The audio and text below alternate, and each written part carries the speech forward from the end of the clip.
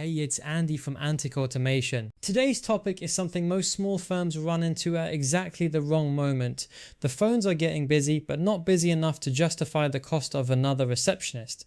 So you live with a gap, miss a few callers and tell yourself you'll deal with it later. In the next few minutes, I'll show you what your real options are, what to look for, and how to keep the client experience genuinely good while covering every caller.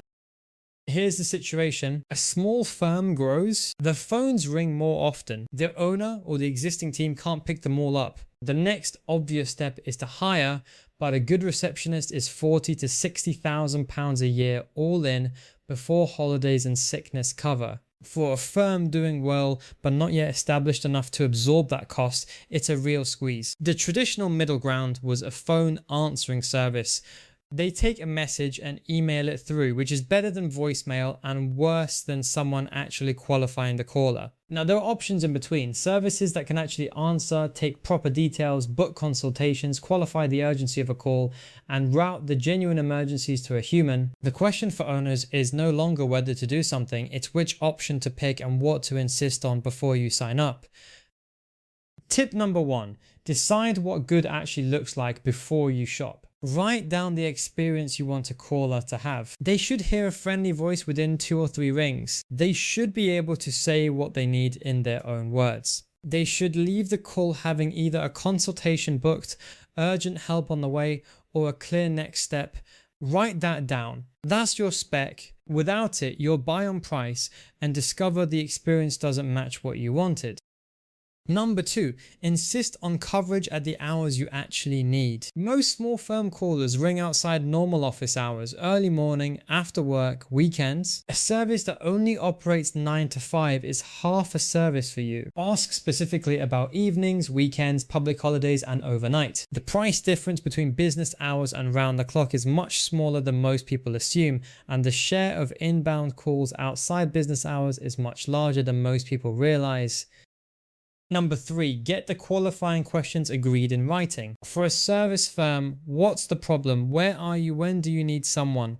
For a law firm, type of matter, when it happened, whether anyone is in custody, the exact questions matter. The wording matters. If you don't agree these up front, the service will use generic questions that don't match how you actually work, and you'll be unpicking the resulting bookings. By the way, there's a full written version of this on the blog if you want the detail. Links in the show notes.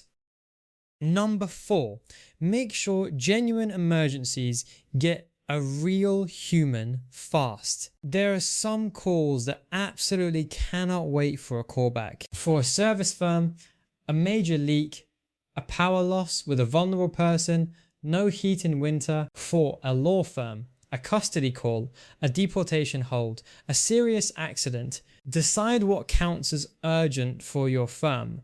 Write it down and make sure the service has a clear and tested escalation path for those calls. This is what separates a good service from a dangerous one. Number 5, insist on a complete record of every interaction. Audio recording or written transcript accessible to you, retained for a sensible period. You need to be able to listen back to what was said in your firm's name. Privacy notices need to mention the recording. Storage needs to be appropriate to your sector, especially for legal work where confidentiality obligations are non-trivial. No record, no go. Number 6. Pilot before you switch fully. Run the new arrangement for 30 days alongside your existing setup. Listen to every recording, read every booking. Look for the calls where the experience felt thin or where the wrong question was asked or where the booking didn't quite match what the caller needed. Fix those. Only when the pilot is genuinely good do you switch fully. Firms that go straight to live without a pilot usually regret it within a fortnight. Number 7, keep a feedback loop with your team. The people in your firm who deal with the consultations are the ones who will see the booking quality. Once a fortnight, ask them, were the bookings well qualified? Did the caller have the right expectation? Was anything missing or wrong? Use that to tighten the qualifying questions and the routing. The setup gets better every month if you ask. It plateaus if you don't. So to recap, There's a middle ground between missing calls and hiring another receptionist, and it's a much better one than it was even 2 years ago. Decide what good looks like. Insist on the hours you actually need. Agree the qualifying questions in writing. Make sure real emergencies get a real human fast. Insist on a complete record, pilot before you switch, and keep a feedback loop with your team. Do that and you cover every caller without doubling your wage bill. That's your quick tip for today. If you want to see how AI automation can help your business, head to antekautomation.com or give us a bell on 0333 038 9960. Cheers.